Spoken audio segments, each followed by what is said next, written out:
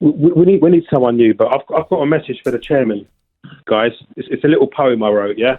Okay. Let's have it then. Dear Mr. Levy, to dare is to do. That's the motto of our club, and the buck stops with you. Countless managers have long passed through. 20 years at the helm. It's time for someone new. We generate income, but the cabinet is bare. Like a bee without honey. Do you really care? Big money signings and flops out on loan. It's a wonder why most of us do nothing but moan. Win, lose or draw, take the smooth with the rough. On behalf of true Spurs fans, enough is enough. Oh, Sparrows. You're the new poet laureate, my friend. Ted Hughes. That was magnificent. Very good. So, Sparrows, what now? I mean, what Enough, now? guys. There you go. What now? Enough is enough, guys. Come on.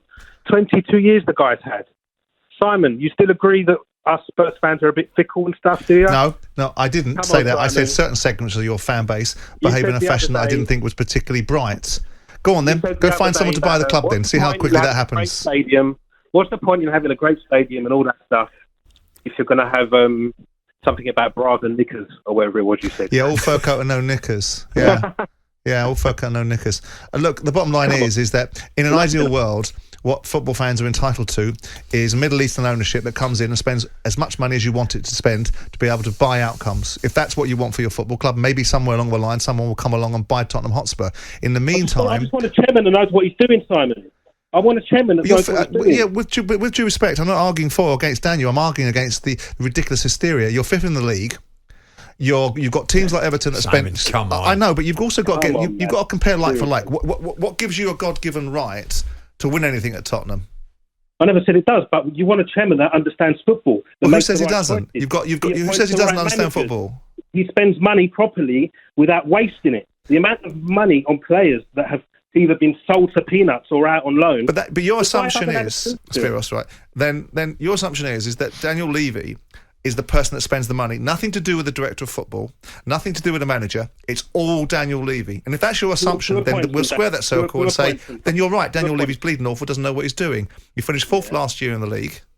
You're fifth at this moment in time. The wheels have come off with another destructive and divisive manager, which was Daniel Levy's appointment, so he's got to own that. They spent £170 million on transfers last year. You've got Romero that's a disgrace right now. That's got nothing to do with the chairman.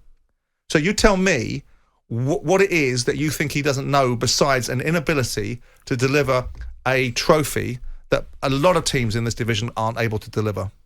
22 years, yeah? By the way, I just thought I'd throw that in. Yeah. Okay. 22 years he's been there. What job are you at in 22 years where you fail constantly and still have a job?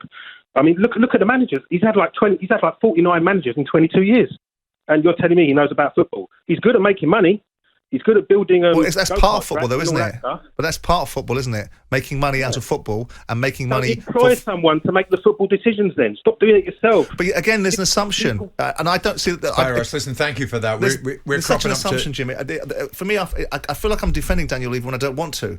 But there's this assumption that people like Daniel and me bought players, and it's absolute crap.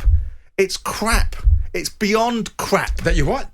That we buy the players to the detriment of the managers, and we buy the players that we want. We sit there. I tell you what, I'm not going to acknowledge your importance, Antonio Conte. I'm not going to give you what you want. I'm going to simply do what I want because that works out really well for me. But you have an impact. You have So a say. I assume You have a say when it comes to writing the cheque. So reading between the lines, then, did Conte want wholesale changes? He wanted many players out.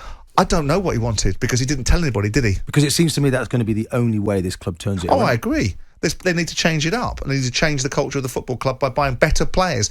All this thing about culture comes from better players.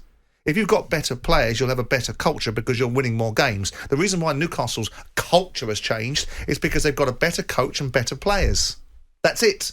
Is Daniel Levy then just simply blinkered? He's protecting the players. Doesn't think it's the managers. He thinks it's the players. I think he probably has equal disdain for the players and the manager at this moment in time, wouldn't you?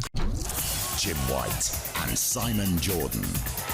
Monday to Friday mornings from 10 on AM, on DAB, via the talkSPORT app and on your smart speaker. talkSPORT.